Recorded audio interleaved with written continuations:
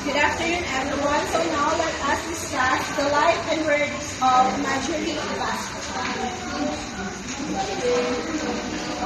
She was born on September 21, 1953 in Tagbilaran City, Bohol.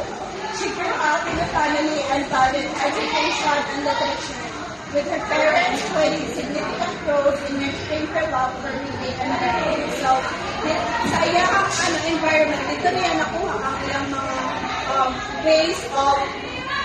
ways and ganang themes sa iyang mga writings. She is known for her lyrical and evocative poetry, often drawing inspiration from nature and exploring themes of spirituality, identity, and the human condition. So, her educational background, and she studied at Divine Word College in Tanzania.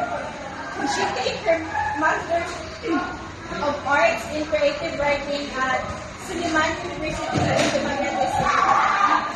She a PhD in Literature from the La Salle University in Cuba.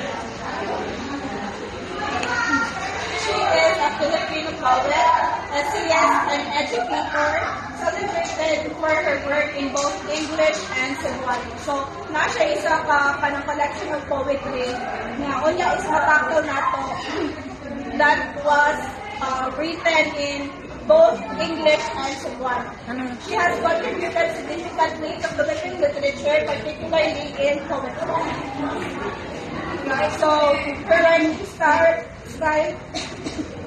known for her lyrical style, rich imagery, and use of metaphor. Velasquez often explores the themes such as feminism, Filipino identity, nature, spirituality, and the empowerment of women.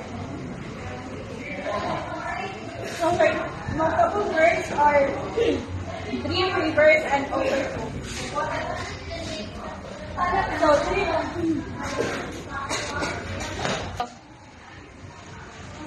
Dream Rivers is a collection of poems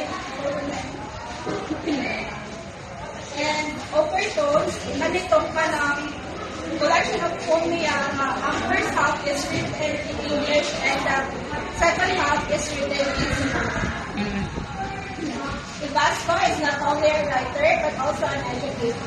She has taught literature and creative writing at various universities in the Philippines, including Suleiman University and the La Salle University.